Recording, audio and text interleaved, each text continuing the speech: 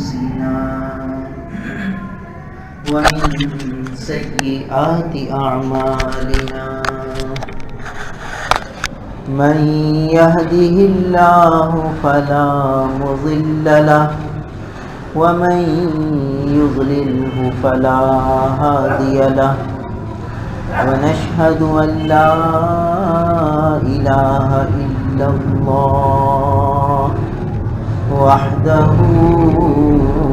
لا شريك له ونشهد أن سيدنا وسندنا ونبينا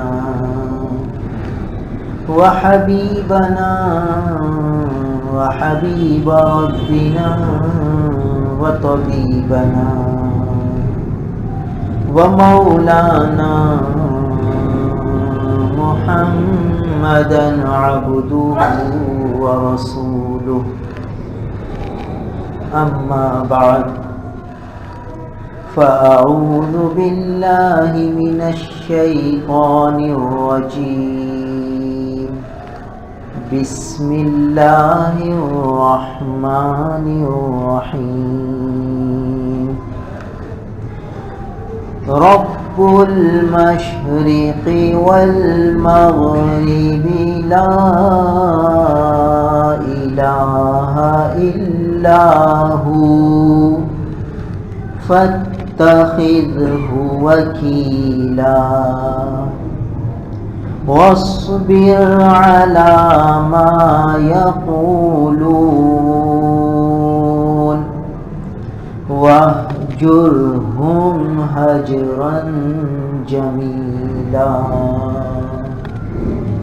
وذرني والمكذبين أولي النعمة ومهلهم قليلا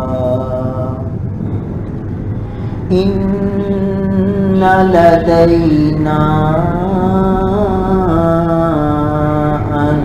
أنكالا وجحيما وطعاما ذا غصة وعذابا أليما يوم ترجف الأرض والجبال وكانت الجبال كثيبا مهيلا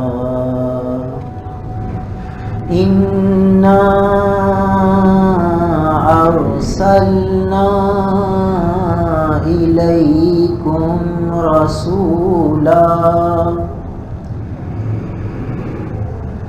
كما إنا أرسلنا إليكم رسولا شاهدا عليكم كما أرسلنا إلى فرعون رسولا فعصى فرعون الرسول فأخذناه أخذا وبيلا فكيف تتقون إن كفرتم يوما يجعل الولدان شيبا السماء منفطر به كان وعده مفعولا إن هذه تذكرة فمن شاء اتخذ إلى ربه سبيلا صدق اللہ مولانا العظیم۔ میرے محترم بزرگ اور عزیز بھائی، آج ربیع الاول کی 21ویں شب ہے۔ زندگی کے لیل و نہار بہت تیزی سے گزر رہے، لمحہ لمحہ ہم قبر کے قریب ہو رہے ہیں، اور اچانک ایک دن آئے گا کہ ہم قبر میں جا چکیں گے۔ دیکھنا یہ ہے کہ ہماری زندگی میں اعمال کتنے زندہ ہو رہے ہیں، حضور اکرم صلی اللہ علیہ وسلم کی سنتیں کتنی زندہ ہو گئی۔ یہ جو اللہ تعالیٰ نے ہمیں جسم دیا ہے، یہ ہمیں قبر میں لے کے جانا ہے۔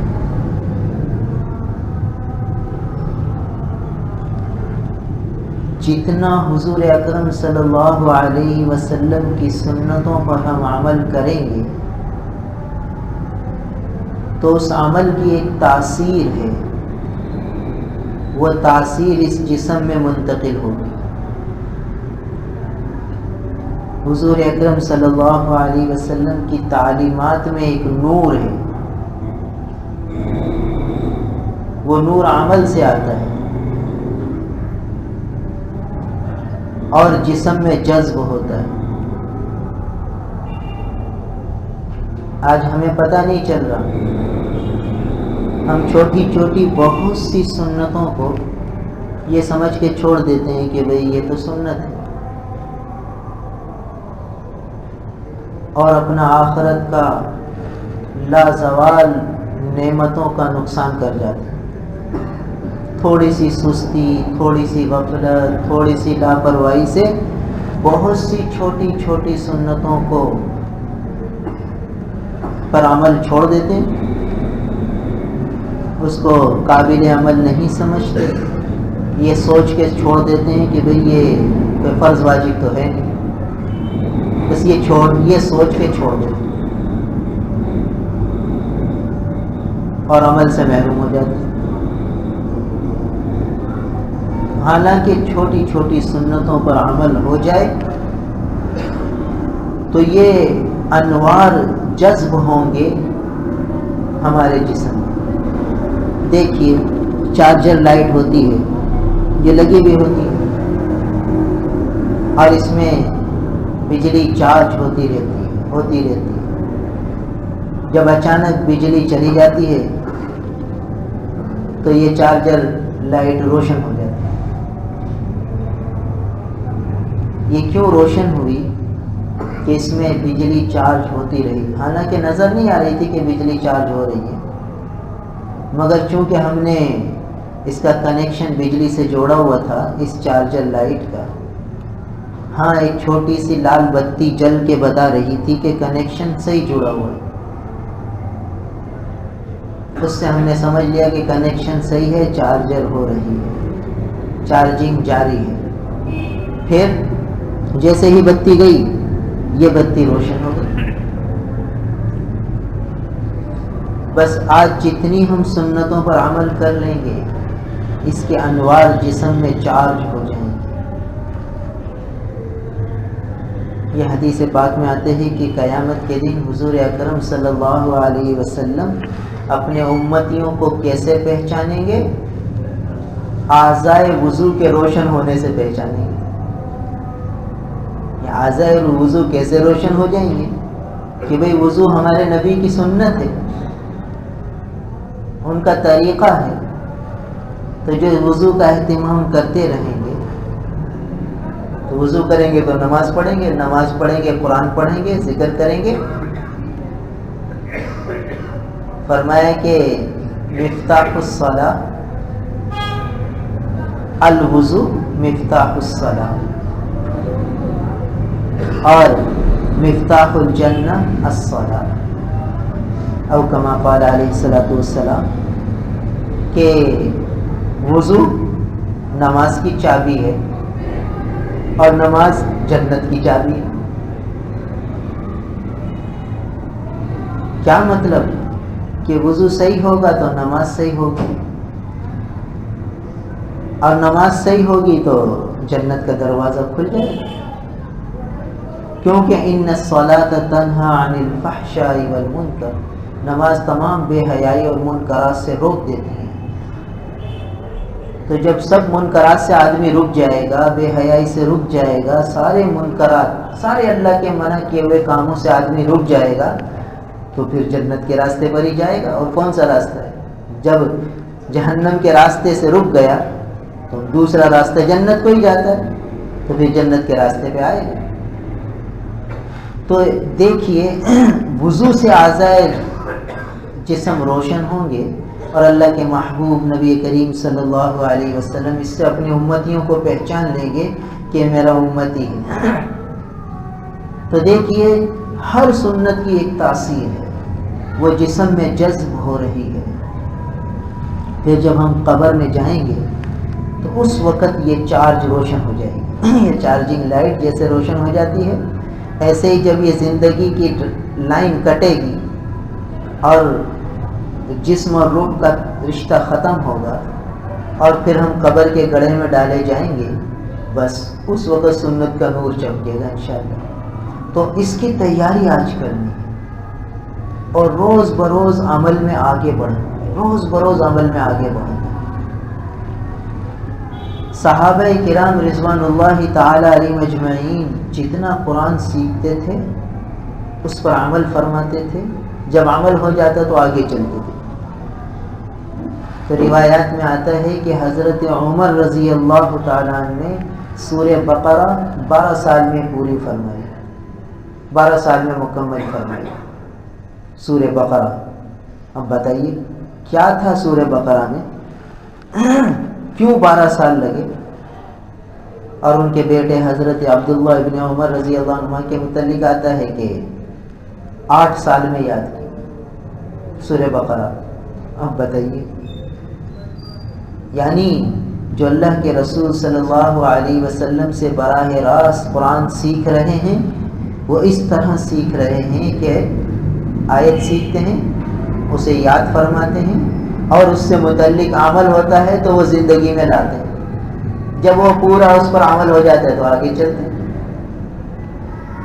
تو قرآن کی تعلیم اور عمل ساتھ ساتھ چلا، اسی لیے صحابہ بہت آگے نکل گئے، اسی لیے ان کو رضی اللہ عنہ و رضوا عنہ کا پروانہ مل گیا، اسی لیے صحابہ قیامت تک کے لیے معیار بن گئے کہ بھئی ایسا ایمان لے گا،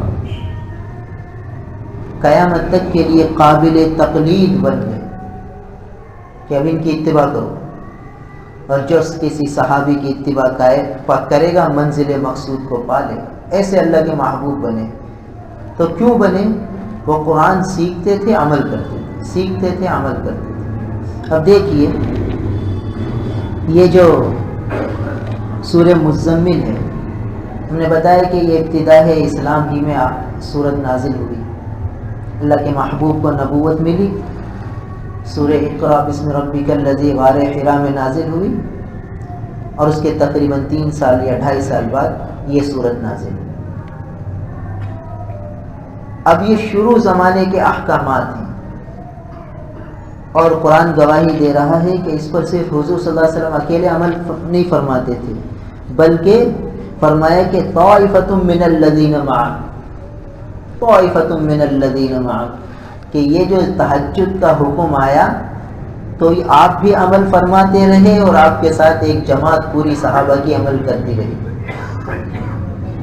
دیکھیے، اگر حکم آیا قم اللیل الا قلیلا نصفہ او انقص منہ قلیلا او زد علیہ، تو یہ حکم آیا تو حضور صلی اللہ علیہ وسلم بھی اس پر عمل فرما رہے ہیں، صحابہ کی جماعت بھی عمل فرما رہی ہے۔ معلوم ہوا کہ صحابہ کرام رضوان اللہ تعالی علیہ اجمعین حضور اکرم صلی اللہ علیہ وسلم سے جو سیکھتے تھے عمل فرماتے تھے، حضور اکرم صلی اللہ علیہ وسلم خود عمل فرماتے تھے۔ یہ نہیں کہ صرف صحابہ کو کہہ دیا، خود بھی عمل پیرا. اسی لیے قرآن گواہی دے رہا ہے کہ یہ جو آپ قرآن پڑھتے ہیں راتوں کو اور تہجد پڑھتے ہیں اور اتنی دیر دیر تک پڑھتے ہیں، تو فرمایا کہ آپ بھی پڑھتے ہیں وَطَائِفَةٌ مِّنَ الَّذِينَ مَعَكَ، ایک جماعت ہے جو آپ کے ساتھ پوری وہ بھی نماز پڑھتی ہے. تو حضور بھی عمل فرماتے ہیں اور صحابہ بھی عمل فرماتے ہیں اور روز بروز اللہ کا قرب مل رہا ہے. خالی باتوں سے کچھ نہیں ہوتا. سننے والا سناتا رہے، سننے والا سنتا رہے، سنانے والا سناتا رہے، سنانے والا بھی عمل نہ کرے، سننے والا بھی عمل نہ کرے، تو پھر تو کچھ بھی حاصل نہیں. تو ہمیں یہ دیکھنا ہے کہ سورہ مزمل کے کچھ احکام ہمارے سامنے آئے، اس میں سے ایک تہجد کا حکم. غور یہ کرنا ہے کہ اس پر ہم نے کتنا عمل کیا. اور یہ بات بتلائی تھی کہ ادنا درجہ یہ ہے کہ عشاء کی سنتوں کے بعد 2 رکعت پڑھ لے، 4 رکعت پڑھ لے، ادنا درجہ. تو ہم ادنا درجے پر آئے یا نہیں آئے؟ نہیں آئے تو وہ کیا مجبوری ہے جس کی وجہ سے ہم اس درجے پر نہیں آئے؟ صحابہ کے سامنے یہ حکم آیا تو صحابہ پوری رات جاگتے رہے، 2/3 رات جاگتے رہے، آدھی رات جاگتے رہے، 1/3 رات جاگتے رہے. اور ہمارے سامنے یہ حکم آیا تو ہم اس کے ادنا درجے پر بھی نہ آئے. تو بھائی من تشبہ بقوم فہو من، جو جس قوم کی مشابہت اختیار کرے گا آخرت میں اسی کے ساتھ ہوگا. تو بھائی صحابہ نے تہجد کا اہتمام فرمایا ہے، ہمیں بھی آخری درجے میں تو آنا ہے. آخری درجے میں بھی ہم نہیں آئیں گے تو یہ تو ہماری سستی اور غفلت اور لاپرواہی اور کوتاہی ہوگی. ہم یہ کہیں گے بھائی 4 فرض پڑھ لیے، 2 سنتیں پڑھ لی، 3 وتر پڑھ لیے، اللہ کا شکر ہے، اب تہجد پڑھو تو ثواب ہے، نہیں پڑھو تو گناہ تھوڑی ہے. تو ہم آخرت کا کتنا نقصان کریں گے. بھائی ایک دن کا خرچہ ایک آدمی کے گھر کا 500 روپے ہوتا ہے. تو جب 500 روپے اس نے کما لیے تو دکان بند کر دے. سارا دن بیٹھنے کی کیا ضرورت ہے دکان پہ؟ 50-50 ہزار روپے کما رہا ہے. گھر کا خرچ یومیہ 500 سے 1000 روپے، چلو 1500 روپے مان لو، چلو 2000 مان لو. تو ایک آدمی کے گھر کا 2000 روپے یومیہ خرچہ ہے. اور آمدنی وہ روزانہ جو کما رہا ہے وہ 20,000 کما رہا ہے، 10,000 کما رہا ہے. تو کیوں بھائی جب 2000 اس نے کما لیے، اب صبح دو گاہک آ گئے، 2 گاہکوں سے اس نے 2000 کما لیے، تو اب دکان بند کرتے. کیا ضرورت ہے بھائی، آج کا مل گیا ہمیں، کل کا کل دیکھیں گے. کہتے نہیں، دکان تو اپنے وقت پہ بند ہوگی، اور جو وقت ہے بند کرنے کا اس وقت کوئی گاہک آ گیا تو ہم کہیں گے بیٹھے رہو، 1 گھنٹہ اور صحیح، نفع ہی ہو رہا ہے، 2 پیسے بچ ہی رہے. اگر گاہک آ گیا تو بھائی اللہ کا شکر ہے، یہ تو اللہ کا فضل ہے، اللہ کی رحمت ہے. ملازم کہے گا کہ مجھے دیر ہو رہی ہے تو ملازم کو بھی روک لیں گے کہ بھائی اب گاہک آ گیا، اس کو نمٹاؤ پھر جائیں. وہاں ہم سستی نہیں کرتے، وہاں خوش ہو جاتے ہیں کہ چلو گاہک آ گیا. اور یہاں ہم سستی کر جاتے ہیں کہ بھئی اب یہ فرض واجب تو ہے نہیں، کیا کریں. دیکھیں تھوڑی سی سستی، تھوڑی سی غفلت کتنا بڑا نقصان کرا رہی ہے. اسی لیے پہلے بتلایا تھا کہ حضور صلی اللہ علیہ وسلم نے کسل سے پناہ مانگی. اللہم انی اعوذ بک من الکسل، یا اللہ سستی سے پناہ چاہتا ہوں کہ سستی کی وجہ سے کتنے نیک اعمال سے آدمی محروم ہو جاتا ہے. تو اب ہمیں اپنا جائزہ لینا ہے کہ ہم نے یہ سبق پڑھا، صحابہ کے سامنے تو آیا، انہوں نے فوراً عمل شروع کیا.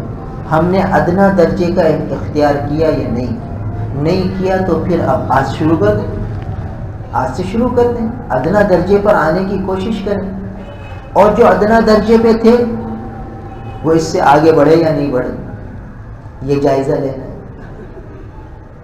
کیونکہ صرف سننا سنانا مقصود نہیں ہے، بلکہ اب ہمیں عمل پہ آنا ہے. زندگی ہو گئی سنتے ہوئے، زندگی ہو گئی سناتے ہوئے. اب تو ہم عمل پہ آنا ہے. اب تو نفس کو قابو میں کرنا ہے، اس کے خلاف جہاد کرنا ہے، جنگ کرنی ہے، نفس کو مارنا ہے اور سستی اور غفلت کو دور کرنا ہے، آگے بڑھنا ہے. اللہ تعالیٰ نے انسان کے اندر دو طاقتیں رکھی ہیں، ایک خیر کی طاقت، ایک شر کی طاقت۔ خیر کی طاقت اس کو خیر کی طرف ابھارتی ہے اور شر کی طاقت اس کو شر کی طرف بلاتی ہے۔ یہ سستی، یہ کمی، کوتاہی، یہ سب شر ہے۔ بھائی آخرت کی نعمتوں سے محروم ہو جانا کتنا بڑا شر ہے۔ ہم یہ سوچ کہہ کر کہ بھئی سنت تو ہے، فرض تو نہیں ہے، واجب تو نہیں ہے، کتنی آخرت کی نعمت سے محروم ہو گئے، اور مطمئن کے مطمئن اتنا بھی نہ ہوا کہ اتنا بڑا خسارہ آخرت کا ہو گیا۔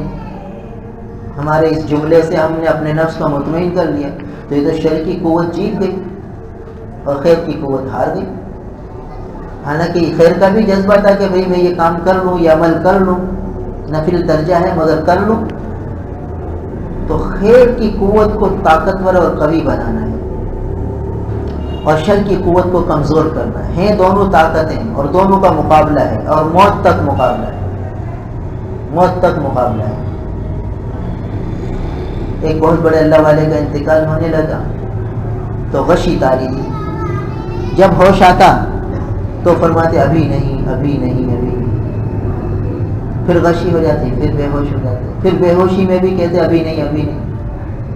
جب کچھ اور ہوش میں آئے تو بیٹے نے پوچھا کہ ابا جان آپ بے ہوش ہوتے ہیں تب بھی ابھی نہیں، ابھی نہیں کہتے ہیں، ہوش میں آتے ہیں تب بھی کہتے ہیں ابھی نہیں، ابھی نہیں۔ تو فرمایا کہ بیٹا دنیا سے جانے کا وقت ہے اور اس وقت شیطان کھڑا ہو کر مجھے کہہ رہا ہے کہ تو مجھ سے بچ گیا، تو میرے ہاتھ سے بچ گیا۔ یہ آخری وقت بھی شر کی قوت حملہ کر رہی ہے تو میں اسے دفع کر رہا ہوں اور کہہ رہا ہوں نہیں ابھی بچا نہیں، جب سانس نکل جائے گا ایمان کی حالت میں پھر بچ جاؤ گا، ابھی نہیں بچا۔ تو فرماتے تھے ابھی نہیں، ابھی نہیں، یعنی ابھی بچ کے نہیں گیا، ابھی تو مقابلہ ہے تجھ سے۔ گویا وہ اس وقت بھی ایک حملہ کر کے یہ گمان دل میں ڈالنا تھا کہ ہاں اب میں بچ گیا ہوں اور اب میں پیدا کرنا چاہتا تھا۔ اور اللہ والوں کو اللہ تعالیٰ سجھاتے ہیں وقت پر باتیں، بتا دیا نہیں ابھی نہیں، ابھی بچ کے نہیں گیا، جب یہ روح نکل جائے گی ایمان کی سلامتی کے ساتھ پھر بچ کے گیا۔ تو آخر لمحے تک اس سے مقابلہ ہے اور ہم ایسے غافل ہیں کہ اس مقابلے میں ہمیں پتہ ہی نہیں کہ روز ہر لمحے ہمارا مقابلہ ہو رہا ہے اور ہم ہارتے جا رہے ہیں۔ ہم اتنے ہارے ہوئے ہیں کہ ہمیں پتہ ہی نہیں کہ اب ہمارا مقابلہ بھی ہے کہ نہیں، مقابلہ روز ہی ہو رہا ہے۔ مگر ہم نے ایک اللہ والے فرمانے لگے کہ یہ جو خیر کا داعیہ دل میں آتا ہے، عمل کا جذبہ جو دل میں آتا ہے، یہ بڑا غیرت والا ہے۔ کیا مطلب کہ اس خیر کے جذبے میں غیرت اتنی ہوتی ہے کہ اگر اس کو ذرا تم نے مان دیا، اس کی قدردانی کی تو یہ رکتا ہے اور ٹھہرتا ہے اور جمتا ہے، اور اگر تم نے اس کی قدردانی نہ کی تو یہ غیرت مند بھاگ جاتا ہے، چلا جاتا ہے، پھر منہ بھی نہیں کرتا اس سے۔ دیکھو بھائی کوئی غیرت والا مہمان آتا ہے، ہم اسے منہ نہیں لگاتے تو وہ دوبارہ آنے کی کوشش بھی نہیں کرتا، کہتا ہے یار وہ وہاں جا کے کیا فائدہ، اپنی بے عزتی کرو۔ جاتے ہیں وہ منہ ہی نہیں لگاتا تو کبھی جانا ہی نہیں ہے وہاں، کیا فائدہ وہاں جانے کا۔ اور اگر اس کی قدر کرو، اس کا اعزاز کرو، اس کا اکرام کرو، اس کو محبت دو، اس کو توجہ دو تو خوش ہوتا ہے، کہتا ہے یار ماشاءاللہ بڑا اچھا آدمی تھا، بڑی قدر کی۔ تو نیکی کا داعیہ، یہ خیر کی قوت، یہ غیرت والی ہے، اس کو توجہ دینی پڑے گی، اس کا اعزاز اور اکرام کرنا پڑے گا۔ پھر جب یہ داعیہ جم جائے گا دل میں، قرار پکڑ لے گا، تو پھر شر کی قوت ڈرے گی، وہ قریب ہی نہیں آئے گی کہ ارے بھائی یہ تو ہمیں جو ہے نقصان پہنچا دے گا، یہ خود بھی عمل کرے گا، دوسروں کو بھی عمل پہ لائے گا۔ تو اس کو چپکے چپکے اپنا ہی عمل کرنے دو، ایسا نہ ہو کہ کہیں میں اس سے مقابلے کو آؤں تو یہ اپنے ساتھ دوسروں کو بھی عمل میں لگا دے، ابھی دوسرے تو بچے ہوئے عمل سے۔ تو شر کی قوت پھر اس سے ڈرتی ہے، اس کے قریب ہی نہیں جاتی، وہ یہ سوچتے ہوئے کہ قریب جاؤں گی تو یہ تو مجھے اور دور کر دے گا۔ اس کے دل میں تو داعیہ خیر موجود ہے اور اس نے اس کی قدر کی ہوئی ہے، اتنی قدر کی ہوئی ہے کہ ہر وقت نیکیوں کی تلاش میں رہتا ہے، ہر وقت خیر کی تلاش میں رہتا ہے، اور اس کے دل میں یہ داعیہ آ چکا ہے کہ بس مجھے خیر پہ عمل کرنا ہے، ہر وقت ایسے کاموں میں لگنا ہے جس سے اللہ راضی ہوں، اللہ کے محبوب راضی ہوں، اللہ کے بندوں کی دل جوئی ہو، اللہ کے بندوں کو راحت ہو، ہر وقت اسی فکر میں مگن ہے۔ تو یہ خیر کے داعیے ہیں جس کو ہمیں جگہ دینی ہے۔ تو اب ہمیں دیکھنا ہے کہ ہر لمحے ہم مقابلے پر ہیں خیر اور شر کے داعیے کے درمیان، اور شر کا داعیہ ہم میں اتنا غالب ہو چکا ہے، ہم یوں سمجھتے ہیں کہ ہم نے گناہ نہیں کیا تو بس خیر کی بات ہے، اب نیکیوں میں بھی تو آگے بڑھنا ہے۔ ان الحسنات یذہبن السیئات لا ذالک ذکریٰ للذاکرین، ان الحسنات یذہبن السیئات، نیکیوں کی کثرت، حسنات کثرت سے نیکیاں کرتے رہنا، یذہبن السیئات برائیوں کو مٹا دیتے ہیں، ختم کر دیتے ہیں، دور بھگا دیتے ہیں۔ یعنی جب آدمی نیکیوں پہ لگتا رہے گا تو پھر برائیاں بھاگتی رہیں گی، قریب بھی نہیں ہیں، اور جو ہو چکی ہیں وہ معاف ہو جائیں گی۔ ان الحسنات یذہبن السیئات ذالک ذکریٰ، اللہ فرما رہے ہیں یہ بڑی نصیحت کی بات ہے، ذالک ذکریٰ یہ نصیحت کی بات ہے، یہ خیر خواہی کی بات ہے کہ اتنی نیکیاں کرو، اتنی نیکیاں کرو کہ برائی کو موقع نہ ملے قریب آنے کا۔ بھئی جب آدمی نیکیوں میں لگا رہے گا تو برائیوں کا وقت ہی کہاں ملے گا؟ بھائی جو دکان پر بیٹھا ہوا بھی احکامات کو پورا کرنے کی فکر میں ہوگا کہ اس وقت میرے رب کا کیا حکم ہے وہ پورا ہو جائے، اس وقت کی سنت عمل کیا ہے وہ پوری ہو جائے، تو وہ کہاں غلط نگاہ اٹھائے گا؟ وہ تو اس فکر میں ہے کہ بھئی اس وقت کا مسنون عمل مجھے پتہ چل جائے، ہر وقت اس کو یہی فکر ہوگی۔ ہم یوں سمجھتے ہیں کہ بھئی بس تسبیح پڑھ لی، ذکر کر لیا تو بس یہی نیکی ہے، نہیں، احکامات معاشرت کو پورا کرنا یہ بھی نیکی ہے۔ دیکھیے ایک ملازم ہے، ملازمت کے دوران اس کے ذمے اس وقت کا عمل یہ ہے کہ وہ ڈیوٹی پوری کرے، حال کا عمل جسے کہتے ہیں۔ اس وقت شریعت کا حکم اس کے لیے یہ ہے کہ وہ ملازمت پر وقت دے۔ ابھی اس کی صرف اتنی اجازت ہے کہ یہ نماز پڑھے، سنت مؤکدہ پڑھے، اور پھر بھاگ کے دکان پہ جائے یا دفتر میں جائے، وہاں بیٹھ کر تسبیح پڑھنا، وہاں بیٹھ کر لمبی دعا مانگنا، وہاں بیٹھ کر کوئی دین کے مذاکرے میں بیٹھنا، تعلیم کے حلقے میں بیٹھنا، حدیث کے درس میں بیٹھنا، اس کے لیے جائز ہی نہیں ہے، الا یہ کہ اس کو سیٹھ نے اجازت دی ہوئی ہے کہ ہاں بھائی تم اگر چاہو تو خوب نوافل بھی پڑھ سکتے ہو، چاہو تو خوب ذکر بھی کر سکتے ہو، چاہو تو لمبی دعائیں بھی مانگ سکتے ہو۔ اب یہاں نفس اور شیطان یہ دھوکہ دے گا کہ میں دکان سے کا ملازم ہوں، میں فرض پڑھنے آ گیا، سنت مؤکدہ بھی پڑھ لی، اب میں اور نفل پڑھوں، اب مقابلہ ہے۔ کیوں؟ اب نفل پڑھنا اس کے لیے خیر کا داعیہ نہیں ہے، اب اس کو ملازمت پر جانا یہ خیر کا داعیہ ہے۔ تو اب دیکھیے اب یہاں دوسرے انداز سے حملہ ہو رہا ہے، وہ یہ سمجھ رہا ہے کہ میں نفل پڑھوں گا مجھے ثواب ملے گا، بالکل ملے گا ثواب، مگر ساتھ ساتھ گناہ بھی ہو رہا ہے، ساتھ ساتھ گناہ بھی ہو رہا ہے۔ گناہ کیا ہو رہا ہے کہ خیانت ہو رہی ہے، کہ جو وقت کی تنخواہ آپ لے رہے ہیں اس کو اس ذمہ داری کو نبھا نہیں رہے، پورا نہیں کر رہے۔ جس وقت کی آپ کو تنخواہ مل رہی ہے، جس وقت کی آپ کو قیمت مل رہی ہے، جس وقت کی آپ کو اجرت مل رہی ہے، وہ آپ کو تسبیح پڑھنے کی اجرت تھوڑی مل رہی ہے، آپ کو تلاوت کی اجرت تھوڑی مل رہی ہے۔ آپ کو جو اجرت مل رہی ہے وہاں دکان پر دھیان سے کام کرنے کی مل رہی ہے، اپنی صلاحیتیں وہاں لگانے کی مل رہی ہے۔ تو اب یہاں دوسرے انداز سے شر کی قوت خیر کی شکل میں آ رہی ہے، اور خیر کی قوت وہ دنیا کی شکل میں آ رہی ہے۔ کوئی اب کیسے ہر آدمی کو پتہ چلے؟ تو پھر وہ علماء سے رجوع کرے کہ بھئی میرے لیے شریعت کا حکم کیا ہے. میں ملازم ہوں ایک دکان پر، میں ملازم ہوں ایک دفتر میں، ظہر کا وقت آ جاتا ہے تو میں ظہر کی نماز پڑھنے آتا ہوں، تو ظہر کی نماز کے بعد مجھے سنت موقدہ کے بعد نفل بھی پڑھنے ہوتے ہیں، مجھے تسبیحات بھی کرنی ہوتی ہیں، پھر میں دعا بھی مانگتا ہوں، تعلیم کا حلقہ ہوتا ہے اس میں شرکت کرتا ہوں، کبھی کسی مسجد میں درس قرآن ہوتا ہے اس میں بیٹھ جاتا ہوں، اور یہ سارے خیر کے کام ہیں. تو اب علماء اسے بتائیں گے کہ نہیں، اس وقت اب تمہارے لیے حکم یہ ہے کہ واپس ملازمت کی جگہ پہ جاؤ. ہاں سیٹھ اجازت دے دیتا ہے تو ٹھیک ہے، مگر کون سیٹھ اتنی اجازت دے گا؟ اور خصوصاً گورنمنٹ ملازمت میں تو اجازت کا تصور ہی نہیں. کیوں؟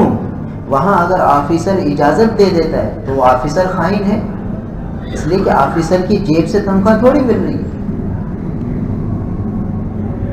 تنخواہ تو ادارہ دے رہا ہے، محکمہ دے رہا ہے، اور پوری قوم کا پیسہ مل رہا ہے،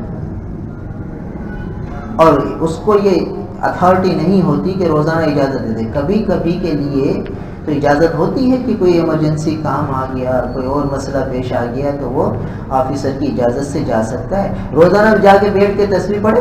دیکھیے اب یہ شر کی قوت خیر کے رنگ میں آ رہی ہے، اور خیر کی قوت بظاہر دنیا کے رنگ میں آ رہی ہے. خیر کی قوت یہ تھی کہ میں جلدی سے سنتیں پڑھ کے میں فوراً پہنچ جاؤں اپنی جائے ملازمت پر، یہ خیر کی قوت تھی. مگر ظاہراً رنگ اس کا دنیا کا ہے. ارے دنیا داری میں پھنسا ہوا ہوں، کیا دنیا کے چکروں میں پڑوں. ہاں سیٹھ ہے، سیٹھ خود مالک دکان ہے، تو اس کے لیے پھر یہی ہے کہ وہ کیا کرے، وہ بھلے نوافل بھی پڑھے، تسبیحات بھی پڑھے، اس لیے کہ اس کی دکان پہ ملازم بیٹھے ہوئے ہیں، اس کو ان پر اعتماد ہے، تو یہ تعلیم میں بھی شرکت کرے، اس لیے کہ یہ تو مالک دکان ہے. اس کے لیے اب خیر کی قوت یہی ہے. ہاں یہ مالک دکان تو ہے مگر اپنے بھائیوں کا شریک ہے، شراکت ہے اس کی بھائیوں کے ساتھ. ہاں تو اب شراکت داری میں یہ ہوتا ہے کہ جس شریک کے ذمے جو ذمہ داری وہ پوری کرے. اگر وہ شریک اس ذمہ داری کو نہیں نبھائے گا تو وہ خائن ہوگا. اب اس شریک کی ذمہ داری یہی تھی کہ بھائی یہ دکان پر بیٹھے اتنے بجے سے اتنے بجے تک، اس میں ظہر کا وقت آ رہا ہے، تو ہے تو یہ مالک دکان، مگر شراکت کی وجہ سے اب اس کے لیے حکم بدلے گا. دیکھیے یہاں 3 آدمیوں کے لیے الگ الگ حکم آ رہا ہے، ایک ملازم کے لیے، ایک سیٹھ کے لیے، ایک شریک کے لیے. تو ملازم کے لیے تو یہی تھا کہ سنتیں پڑھ کر فوراً دکان پہ جائے، یہی اس کے لیے خیر تھا، یہی اس کے لیے شریعت کا حکم تھا، یہی اس کے لیے نیک عمل تھا، یہی اس کے لیے ان الحسنات تھا، نیکیوں کا راستہ تھا. اور جو سیٹھ ہے اس کے لیے یہی تھا کہ چلو اس کی تو دکان کھلی ہوئی ہے، کام چل رہا ہے اور کوئی بظاہر نقصان کا امکان نہیں ہے، تو وہ بھلے نوافل بھی پڑھے، خوب تسبیحات بھی کرے، خوب لمبی دعائیں بھی مانگے، اور تعلیم میں بھی شریک ہو، درس قرآن میں بھی شریک ہو، خیر کے دوسرے کام ہیں، جماعتیں آئی ہوئی ہیں انہیں گشتیں کرائے، ان کو ملاقاتیں کرائے، اس لیے کہ خود مالک ہے، اس کو پتہ ہے کہ مجھے کوئی خاص نقصان نہیں ہوگا، تو اب وہ خیر کے کاموں میں آگے بڑھے، اس کے لیے یہ حسنات بن گئے. اور تیسرا شریک ہے، ہمارے پہلے بھی یہ بات بتائی تھی کہ ہمارے ایک استاد محترم تھے حضرت مفتی صبار دانش صاحب رحمۃ اللہ علیہ. وہ ان کی مٹھائی کی دکان تھی اور پکوڑے زیادہ بکتے تھے ان کی دکان پر. عصر کے بعد میں ان کے پاس جاتا تھا جمعے کے دن، اور عصر سے مغرب تک ان کے پاس مسائل کچھ سیکھتا تھا، کچھ جو درپیش مسائل ہوتے تھے وہ پوچھتا تھا. تو میں دین کی کوئی مسائل پوچھ رہا ہوتا تھا، اچانک 1 روپے کے پکوڑے کے لیے کوئی آ جاتا کہ بھئی 1 روپے کے پکوڑے دے دو، تو وہ دین کا مسئلہ بتانے کو چھوڑ دیتے تھے، آدھا چھوڑ دیتے تھے، بات پوری بھی نہیں کرتے تھے، اور فوراً گھاٹ کی طرف متوجہ ہوتے اور فرماتے کہ ہاں بھائی کیا چاہیے؟ کہتا 1 روپے کے پکوڑے دے دو. تو اسے 1 روپے کے پکوڑے دیتے، اور جب وہ چلا جاتا پھر میری طرف متوجہ ہوتے، فرماتے ہاں بھائی کیا بات کر رہا تھا بتاؤ ذرا. پھر میں کہتا حضرت آپ نے یہاں تک بات بتائی تھی اور یہ بات اب آگے رہ گئی، پھر پورا مسئلہ بتاتے، اور اکثر یہ بات پیش آتی، مجھے بڑا ناگوار گزرتا اور چہرے پہ ایک رنگ آتا کہ دین کی بات ہو رہی ہے، دین کا مسئلہ ہو رہا ہے، اور 1 روپے کے پکوڑے کے لیے یہ ساری توجہ ادھر کر لیتے ہیں اور بات بھی پوری نہیں کرتے۔ اتنے بڑے مفتی ہیں، اتنے بڑے اللہ والے آدمی ہیں، اور دنیا کے ایسے پیچھے پڑتے ہیں، 1 روپے کے پکوڑے کے لیے جو ہے وہ دین کا مسئلہ چھوڑ دیتے ہیں۔ اور یہ بات جب دل میں آتی تو چہرے پر اثر آتا تھا۔ تو ایک دن فرمانے لگے کہ بھائی میں جب 1 روپے کے پکوڑے بیچتا ہوں اور تمہارے کو بات ادھوری چھوڑ دیتا ہوں تو تمہارے چہرے پہ ایک رنگ آتا ہے، میں سمجھ جاتا ہوں کہ تم یہی سمجھ رہے ہو کہ 1 روپے کے پکوڑے کے پیچھے دین کا مسئلہ چھوڑ رہا ہے، کم از کم بات تو پوری کر لے، یہی بات آتی ہے تمہارے دل میں؟ میں نے کہا جی حضرت یہ بات آتی ہے اور شدت سے آتی ہے، مگر ادب اور کی وجہ سے، لحاظ کی وجہ سے میں یہ بات کہہ نہیں پا رہا تھا۔ تو فرماتے ہیں کہ حضرت میں اپنے بھائیوں کا شریک ہوں کاروبار میں، دین کا مسئلہ بتانا میرے لیے مستحب ہے اور کاروبار پر پوری توجہ دینا میرے لیے واجب ہے، تو میں ترک واجب کروں مستحب کے لیے؟ یہ ہمارا دین نہیں سکھاتا، واجب کو اختیار کرنا ہے، میں تمہارے مستحب کو بتانے کے لیے واجب کو چھوڑوں؟ اس لیے میں مجبور ہوتا ہوں۔ دیکھیے یہ ہیں ہمارے اکابر، یہ ہیں ہمارے اسلاف جو دین کو سکھاتے ہیں، عمل سے سکھاتے ہیں۔ صحابہ نے حضور سے سیکھا، حضور نے عمل کیا، صحابہ کو بتایا، صحابہ نے عمل کیا، تابعین کو بتایا، تابعین نے عمل کیا، تابعین کو بتایا، اسی طریقے سے صالحین سے ہوتا ہوا یہ دین علم عمل کے ساتھ ہم تک پہنچا۔ صرف باتوں سے تھوڑی عمل آتا ہے، ایسے عمل آتا ہے۔ بات سمجھ میں آ گئی کہ دیکھو یہ باریکیاں ہیں، جس کو ہم دین سمجھ رہے ہیں اس کا درجہ ادنا ہے، اور جس کو ہم دنیا سمجھ رہے ہیں اس کا درجہ بڑا ہوا ہے۔ دیکھیے بظاہر 1 روپے کے پکوڑے دنیا تھی اور دین کا مسئلہ یہ دین تھا، مگر بتا دیا کہ دین کے مسئلے کا اس وقت درجہ مستحب کا ہے اور دنیا کی طرف متوجہ ہونے کا درجہ واجب کا ہے، کہ میں شریک ہوں بھائیوں کا، اگر جو ہے اس خیانت کروں گا تو مجھے آخرت میں جواب دینا پڑ جائے گا۔ بھائی تو کچھ نہیں کہیں گے، اسی لیے پوری توجہ دیتے تھے کاروبار کی طرف۔ اتنی باریکیاں ہیں دین میں، اور یہ بڑوں کے ساتھ رہنے سے ہی پتہ چلتی ہے۔ خالی کتابیں پڑھ لینے سے بتائی کہ یہ چیز سمجھ میں آئے گی؟ تو آنکھوں سے دیکھا ہے اپنے اکابر کو، اپنے بڑوں کو، اپنے اسلاف کو، تو پتہ چلا کہ دین پر ایسے عمل کرتے ہیں۔ ہم تو ہر چمکتی چیز سونا تھوڑی ہوتی ہے، ہر چمکتی چیز کو سونا سمجھ لیں۔ بھائی کس وقت دین کا حکم کیا ہے، کس وقت دنیا کی شکل دین کے حکم میں ہوگی، کس وقت دین کی شکل دنیا کے حکم میں ہوگی؟ اب یہی بات کہ ایک آدمی نوافل پڑھنے میں لگا ہوا ہے، ملازم، وہاں سیٹ پریشان ہے، اس کے گھاٹ پریشان ہے، اور یہ نوافل میں لگا ہوا ہے۔ اوکے سر ماشاءاللہ ساری دنیا تو اس کی تعریف کرے گی، ماشاءاللہ بڑا اچھا نیک آدمی ہے، مگر اس وقت اس کو نوافل نہیں پڑھا۔ ہاں جب رات کا وقت آئے گا اور تہجد کا وقت آئے گا، اس وقت دکان بند ہوگی، اب اس کا نفس یہ کہے گا کہ اب تو سارے دن کا تھکا ہوا ہوں، اب کیسے نفل پڑھوں، اب نہیں پڑے گا نفل۔ دیکھیے یہ نفس کی چوری، یہ نفس کا حملہ، یہ شر کی قوت کا حملہ، کہ وہاں اس کو افضل سے چھڑوا کر ادنا پر لایا، اور یہاں افضل کو چھڑوا کر نیند کے آغوش میں لے گیا کہ بھئی یہاں تو اب میں تھکا ہوں، تو اب رات کو تہجد میں اٹھنا بھی نہیں ہوگا، سوتے وقت بھی نفل نہیں ہوں گے، اور عشاء کے وقت دکان بند ہو چکی اب بھی نفل نہیں ہوں گے، 2 سنت 3 وتر پڑھ کے گھر چلا گیا، اب نفل یاد نہیں ہے۔ معلوم ہوا کہ اس وقت نفل پڑھنا نفس کا دھوکہ تھا۔ تو بہرحال بات یہ عرض کرنی تھی کہ ہم یہ دیکھیں کہ اگر ادنا درجے پر جو نہیں تھے ادنا درجے پر آئے تو اللہ کا شکر ہے، ہمارا بیٹھنا، سننا، سنانا سب قبول ہے۔ یعنی قبولیت کی علامت یہ ہے کہ آدمی عمل پر آ جائے۔ اگر عمل پر نہیں آئے تو سمجھو کہ بس خالی باتیں ہیں۔ عمل پر آ گیا تو سمجھو کہ اس کا سننا مقبول ہو گیا، اس کا سنانا مقبول ہو گیا۔ سنانے والا بھی عمل پر آ جائے تو سمجھو کہ سنانے والے کا سنانا قبول ہو گیا، اور سننے والا عمل پر آ گیا تو سمجھو کہ اس کا سننا قبول ہو گیا، اور سنانے والا عمل پہ نہ آئے تو سمجھے کہ اس کا سنانا خالی بس سنانا ہے، اور سننے والا عمل پر نہ آئے تو اس کا سننا بھی خالی سننا ہے کہ بھائی سننا ہے اور بس فارغ ہو جانا کہ چلو بھائی دین کی محفل میں بیٹھ گئے، اللہ کا شکر ہے اللہ تعالیٰ نے دین کی باتیں سنا دی، اب آگے عمل وہ کون کرے گا؟ دین کی باتیں سنی اسی لیے تھی کہ آگے ہم عمل پر آئیں، اب جب عمل پر ہی نہیں آئے تو پھر تو خالی برکت ہی برکت۔ برکت اس کا نام تھوڑی ہے کہ ہم عمل پر آ گئے تو برکت ہے، عمل پر نہیں آئے تو خالی دو باتیں ہیں۔ اور یہ بات پہلے بتائی کہ بھئی جب عمل ہوگا تو یہ چارج ہوگا، اندر آئے گا، اور جب اندر آئے گا تو یہ قبر میں پھر یہ روشنی ہوگی، حضور کی سنتوں کے انوار یہ قبر میں چھلکیں گے۔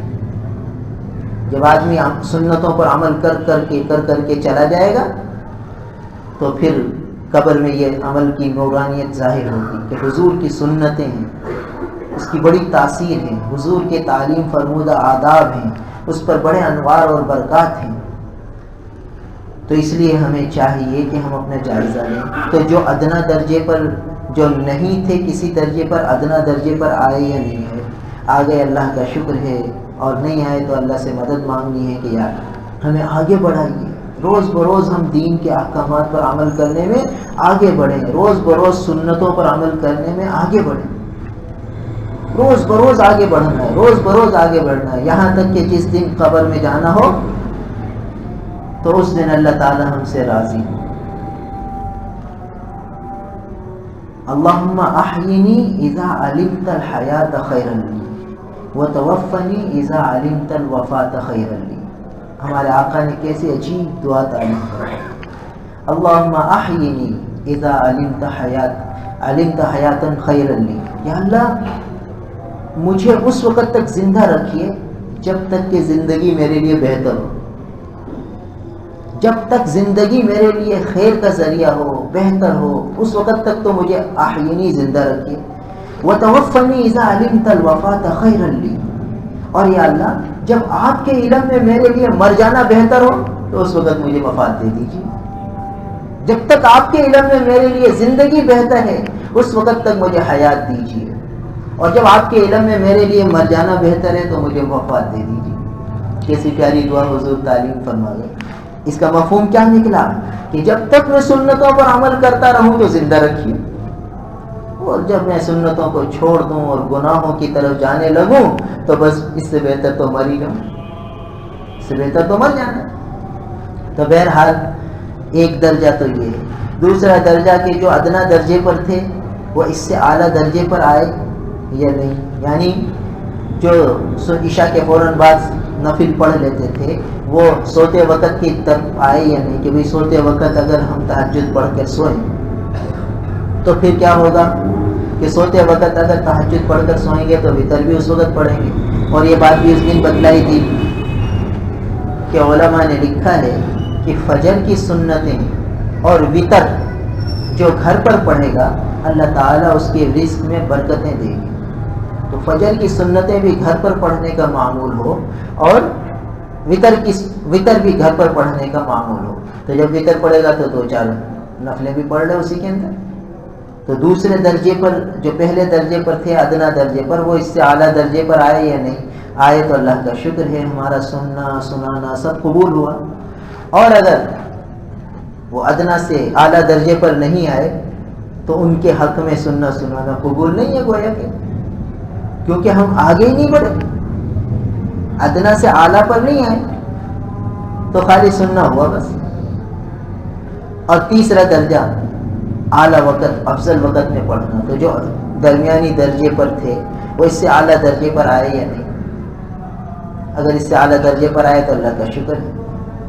تو پہلا حکم اس سورہ مبارکہ کا وہ تھا تہجد کا اہتمام، قم اللیل، رات کو کھڑے ہو جائیے۔ اور دوسرا درجہ، دوسرا حکم اس سورہ مبارکہ کے میں ورتل القرآن ترتیلا، قرآن کو ٹھہر ٹھہر کر پڑھیے، قرآن کو تجوید کے قواعد کے اعتبار سے پڑھیے، تو اب قرآن کی تلاوت کتنی ہوئی، یہ حکم بھی سامنے آیا اور اس پر بھی تفصیلی بات ہوئی۔ اب تو یہ جائزہ لینا ہے کہ عمل کتنا آیا۔ جو پہلے سے تلاوت نہیں کرتے تھے، اگر انہوں نے تلاوت شروع کر دی، سمجھو سننا سنانا ہمارا قبول ہوا، عمل کی توفیق مل گئی، عمل پر آ گئے۔ اور جو تلاوت کرتے تھے ان کی تلاوت میں بڑھوتری ہوئی، اعلیٰ درجے پر آئے، تو سمجھو کہ ترقی ہوئی، سننا سنانا قبول ہوا۔ اور اگر وہی حال کہ پہلے بھی قرآن کبھی پڑھ لیا کبھی نہیں پڑھا، تو سمجھو کہ بھئی خالی سننا سنانا ہے۔ جو سننا سنانا یہاں عمل پر نہیں لا رہا، بھائی جو سننا سنانا یہاں عمل پہ نہیں لا رہا، وہ سننا سنانا قبر میں کیا کام دے گا؟ قبر بنانے کا ذریعہ تو عمل ہے نا۔ عمل سے زندگی بنتی ہے جنت بھی جہنم بھی، یہ خاکی اپنی خلقت میں نہ نوری ہے نہ ناری ہے، اپنی فطرت میں نہ نوری ہے نہ ناری ہے۔ عمل سے زندگی جنت اور جہنم بنے گی۔ تو اب ہم سننا سنانا تو کریں، عمل نہ کریں، تو جو سننا سنانا ہمیں یہاں عمل پہ نہیں لا رہا دنیا کی زندگی میں، تو قبر میں کیا کام دے گا وہ سننا سنانا؟ میدان حشر میں وہ سننا سنانا ہمیں کیا کام دے گا؟ میدان حشر میں ہمیں عمل ہی کام دے گا، عمل ہی وہاں کی کرنسی ہے بھائی۔ مرنے کے بعد کی اصل کرنسی تو عمل ہے، تو عمل آئے نا، اور ہم خوب سننا سنانا کریں، خوب سننا سنانا کریں، تو بھئی یہ تو سننا سنانے کی توفیق ملنا یہ بہت بڑی خیر ہے۔ سننا سنانا خیر سے خالی نہیں ہے، مگر وہی بات کہ جب سننے سنانے کے بعد عمل نہیں آ رہا، تو یہ سننا سنانا جو تھا یہ خیر کا داعیہ تھا، خیر پر آنے کا داعیہ تھا، خیر پر آنے کا سبب تھا، ذریعہ تھا۔ پھر کیا ہوگا جب عمل نہیں آئے گا نا، تو پھر یہ سننا سنانے سے بھی آدمی محروم ہو جاتا ہے، اللہ حفاظت فرمائے۔ پھر کیا ہوتا ہے، پھر آدمی عمل پھر مجلس میں بھی نہیں آتا، بیان میں بھی نہیں آتا کہ یار کیا کریں، بس دعا کرو۔ اور جس کو عمل کی توفیق ملتی ہے پھر وہ خوب اعمال میں جڑتا ہے اور بیانات میں جاتا ہے، اللہ والوں کے بزرگوں کے بیانات میں، علماء کی مجلسوں میں بیٹھتا ہے کہ بھئی عمل مل رہا ہے لہٰذا میں بیٹھتا ہوں۔ اور جو عمل نہیں کرتا پھر کچھ ایسے بات وہ بالکل ہی چلا جاتا ہے ہاتھ سے۔ کیوں یہ کیوں ہاتھ سے نکلا؟ یہ اس لیے نکلا کہ اس نے اس نعمت کی قدر نہ کی، اس داعیہ خیر کی، اس سبب خیر کی قدردانی یہ تھی کہ عمل شروع کر دیتا، تو پھر دوبارہ ان مجلسوں میں فرشتے کھینچ کے لاتے گویا کہ، اور جب یہ عمل کر ہی نہیں رہا تو پھر اس کے لیے نو انٹری ہو جاتی ہے، نو انٹری، اللہ حفاظت فرمائے۔ تو اس لیے خیر کی مجالس میں جب آدمی شرکت کرے، پھر جو باتیں سنیں اس پر عمل کی پوری کوشش کرے، اللہ تعالیٰ کو دکھائے کہ یا اللہ میں تو عمل کرنا چاہتا ہوں، میری سستی کو دور فرما دیجئے، میری غفلت کو دور فرما دیجئے، میری کوتاہی کو دور فرما دیجئے، مجھے عمل والا بنا دیجئے۔ میں فلاں بزرگ کی مجلس میں بیٹھا، میں نے یہ خیر کی باتیں سنی ہیں، یا اللہ میں سست ہوں، میں کاہل ہوں اور میں کمزور ہوں، عمل پر نہیں آتا، آپ ہی مجھے عمل پر لے آئیے۔ دعائیں مانگے، اللہ سے مانگے، جب مانگیں گے تو ملے گا، کیوں نہیں ملے گا بھئی؟ جب اللہ سے دنیا مانگی جاتی ہے اللہ وہ دے دیتے ہیں، تو اعمال صالحہ تو آخرت کی دولت ہے، یہ مانگیں گے تو اللہ تو خوش ہو کر دیں گے۔ جب دنیا دیتے ہیں تو دین کی دولت نہیں دیں گے، مانگنے پر ضرور دیں گے۔ تو اب اس کا طریقہ کیا ہوا کہ آدمی پھر خوب مانگے، اگر عمل نہیں ہو رہا، مگر یہ شکر ہے کہ دین کی مجلس میں آنے کی توفیق مل رہی ہے، دینی مجالس میں، علماء کے مجلسوں میں، اللہ کے راستے میں نکلنے کی خوب توفیق اللہ دے رہے ہیں، مگر عمل نہیں آ رہا، تو پھر خطرہ ہوگا کہ یہ کہیں اس عمل سے رہ نہ جائے، ان مجالس سے رہ نہ جائے۔ تو اس کے لیے یہ ہے کہ آدمی دعائیں مانگتا رہے، خوب اللہ سے مانگتا رہے۔ اسی لیے آپ نے دیکھا کہ بعض لوگ اللہ کے راستے میں نکلتے ہیں، 4 مہینے بھی لگا لیتے ہیں، 7 مہینے بھی لگا لیتے ہیں، مگر پھر کٹ جاتے ہیں، ایسے کٹتے ہیں کہ اللہ بچائے، بالکل ہی نہ نماز نہ روزہ نہ کچھ، اللہ حفاظت کرنا، یہ حال ہو جاتا ہے۔ ارے تم نے تو سال لگایا تھا، تم نے تو 7 مہینے لگائے تھے، بس یار اللہ معاف کرے، دعا کرو، اللہ حفاظت فرمائے، یہاں تک معاملہ ہو جاتا ہے۔ ہر ایک نے غور کیا ہوگا، دیکھا ہوگا۔ تو یہ کیوں ہوا؟ اس کا ایک وجہ یہ بھی ہوتی ہے کہ عمل جب نہیں کرتا تو یہ مجالس میں شرکت یہ اللہ کا فضل ہے. جہاں نیکی کی باتیں ہوں، جہاں اللہ کی باتیں ہوں، اللہ کے رسول کی باتیں ہوں، صحابہ کے تذکرے ہوں، اولیاء کرام کے تذکرے ہوں، وہاں شرکت ہو جانا یہ بہت بڑی نعمت ہے، بہت بڑی سعادت ہے. اب پھر عمل نہ ہو تو یہ اس کی ناقدری ہے. اسی لیے آگے بڑھنا ہے. تو اب قرآن پاک کی تلاوت کا اہتمام ہوا اور ترقی ہوئی تو اللہ کا شکر ہے کہ ہمارا سننا سنانا یہ کارآمد ہوا.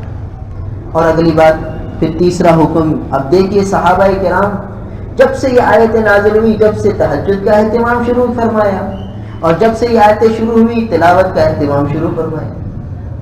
دیکھیے ورتل القرآن ترتیلا، اور آخر تک یہ تلاوت چلتی رہی، آخر تک تلاوت چلتی رہی.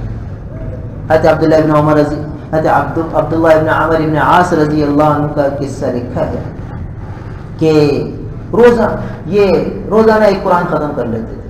تو اللہ کے رسول صلی اللہ علیہ وسلم فرمایا نہیں 3 دن میں قرآن ختم کر. فرمایا اللہ کے رسول میں زیادہ پڑھ سکتا ہوں. فرمایا روزانہ 1 مہینے میں ایک قرآن ختم کرو، بس 1 مہینے میں ایک قرآن، روزانہ 1 سپارہ. ان کا میں اس سے زیادہ پڑھ سکتا ہوں. تو پھر 7 دن، یہ جو قرآن پاک کی 7 منزلیں ہیں یہ صحابہ کا معمول تھا. یہ 7 منزلیں قرآن کی ہیں. تو صحابہ کرام رضوان اللہ تعالیٰ علیہ مجمعین کا اکثر معمول یہ تھا کہ جمعے کو شروع فرماتے اور جمعرات کو پورا فرما دیتے.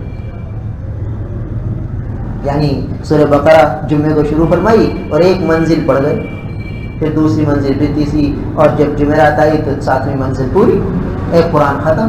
ہر ہفتے 1 قرآن ختم فرماتے تھے. ورتل القرآن ترتیلا پر ایسا عمل فرمایا کہ آخر زندگی تک کام کرتے رہے. جب سے سنا حکم اس وقت سے عمل شروع ہو گیا. ہم بھی صحابہ ہی کے ماننے والے ہیں. اللہ کا شکر ہے کہ اللہ تعالیٰ نے ہمیں محبان صحابہ میں بنا دیا ہے، صحابہ کو ماننے والوں میں شامل فرمایا ہے. اللہ کا احسان ہے. تو اب ہمیں صحابہ کے طریقے پر آنا ہے. ان کا طریقہ یہی تھا کہ خوب قرآن کی تلاوت فرماتے تھے. حضرت عبداللہ ابن مسعود رضی اللہ تعالیٰ قرآن کو اٹھاتے اور چومتے اور فرماتے ھذا کلام ربی، ھذا کلام ربی، یہ میرے رب کا کلام ہے، یہ میرے رب کا کلام ہے. چومتے تھے. اسی لیے علماء نے لکھا ہے کہ قرآن کو دیکھنا بھی عبادت، چھونا بھی عبادت، اٹھانا بھی عبادت، دیکھنا بھی عبادت. تو اب اگر ہم پڑھ نہیں سکتے قرآن پاک کو تو دیکھ تو سکتے ہیں، تو روزانہ دیکھ ہی لیا کریں.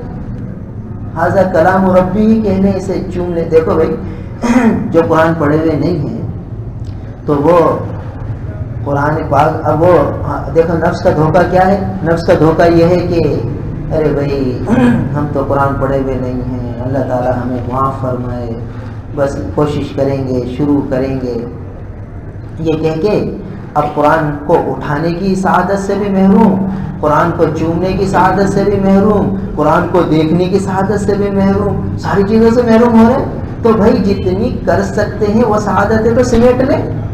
آدھا گھنٹہ ہم قرآن اٹھا لیں، اٹھانا ثواب، پھر اسے چومیں یہ ثواب، پھر اسے کھول کے دیکھیں یہ ثواب. تو اتنی ساری سعادتوں کو تو سمیٹ سکتے ہیں نا. مگر دیکھیے نفس کی چوری کیا ہے، یار میں تو قرآن پڑھا ہوا ہی نہیں ہوں، یار ہمارے لیے دعا کرو ہم قرآن پڑھنے والے بن جائیں. اس حد تک تو حسرت ہے، مگر یہ عجیب حسرت ہے کہ آگے عمل پہ نہیں لا رہی. تو یہ خالی حسرت ہے، کچی حسرت ہے. حقیقی حسرت وہ ہوتی ہے جو پھر عمل پر لے آتی ہے. تو یہاں کیا ہے کہ اب ہم قرآن اٹھائیں، اسے چومیں، اس کو دیکھیں، ایک ایک حرف پہ انگلی رکھیں. پہلے بعض بزرگ یہ فرما دیتے تھے بسم اللہ بسم اللہ بسم اللہ پڑھتے رہو. تو بعض لوگ یہ مسئلہ پوچھتے ہیں کہ بسم اللہ کے ساتھ قرآن پڑھ سکتے ہیں. تو بھائی وہ بزرگ اس لیے یہ بتا دیتے تھے کہ کم از کم قرآن کو اٹھانے کی سعادت ملے گی، قرآن دیکھنے کی سعادت تو ملے گی، قرآن چومنے کی سعادت تو ملے گی، قرآن پر ہاتھ چھونے کی سعادت تو ملے گی، پھر بسم اللہ بسم اللہ بسم اللہ کا ثواب بھی ملے گا. بسم اللہ الرحمن الرحیم بسم اللہ الرحمن الرحیم، تو اس کا تو ثواب مل جائے گا.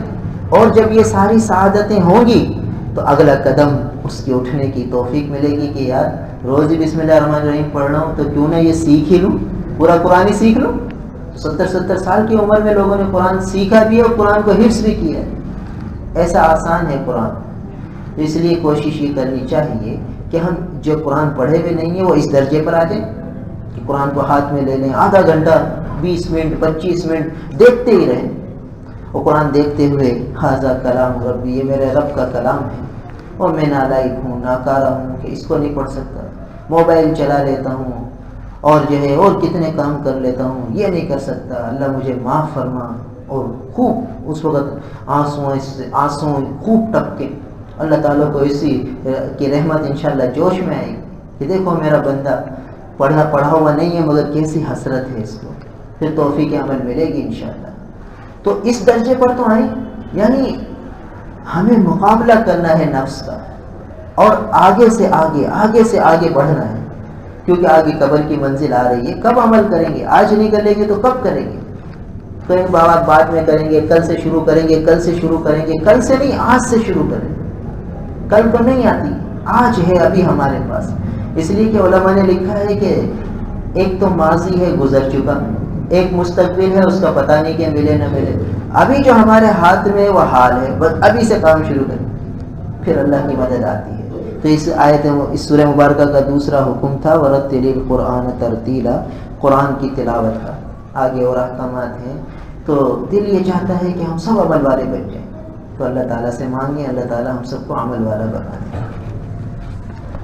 الحمدللہ رب العالمین والعاقبۃ للمتقین والصلاة والسلام علی رسولہ محمد وآلہ وأصحابہ وأزواجہ وذریاتہ وأہل بیتہ اجمعین یا رب العالمین۔ نستغفر اللہ ونتوب الیہ، نستغفر اللہ ونتوب الیہ۔ یا اللہ ہم آپ کے گناہوں میں ڈوبے ہوئے بندے،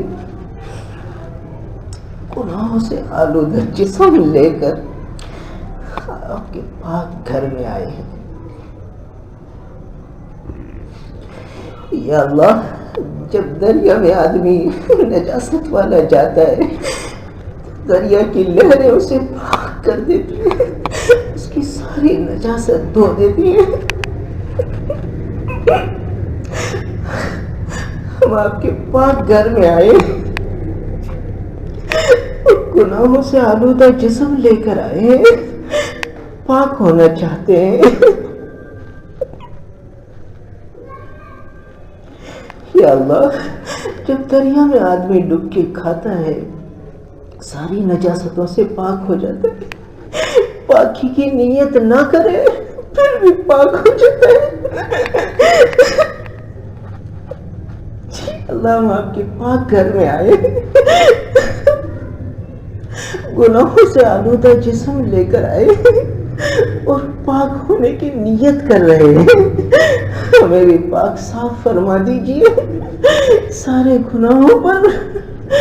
یا اللہ معافی کا قلم پھیر دیجیے۔ یا اللہ ساری زندگی سنتے سناتے گزر گئی، عمل سے ہم بہت کوسوں دور ہیں۔ یا اللہ آپ ہی عمل کا داعیہ نصیب فرما دیجیے، عمل کی توفیق بھی آپ ہمیں نصیب فرما دیجیے۔ آپ کے خزانے میں کس چیز کی کمی ہے؟ صحابہ کرام رضوان اللہ تعالی علیہم اجمعین کو بھی تو عمل کی توفیق آپ نے بخشی، اولیاء کاملین کو بھی عمل کی سعادت سے آپ نے سرفراز فرمایا۔ ہم گناہوں میں ڈوبے ہوئے کس سے مانگے؟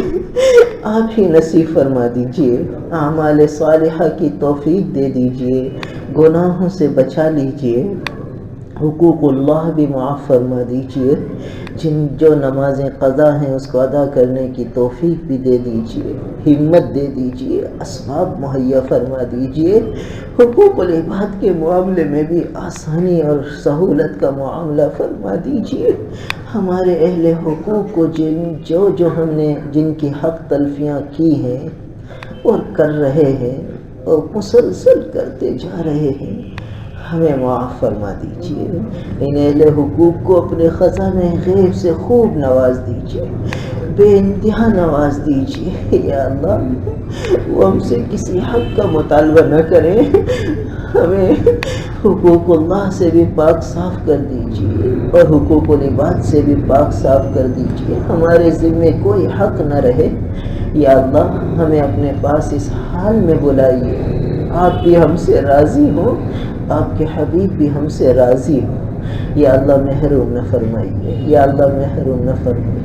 نستغفر اللہ و نتوب الیک, نستغفر اللہ و نتوب الیک یا اللہ. قدم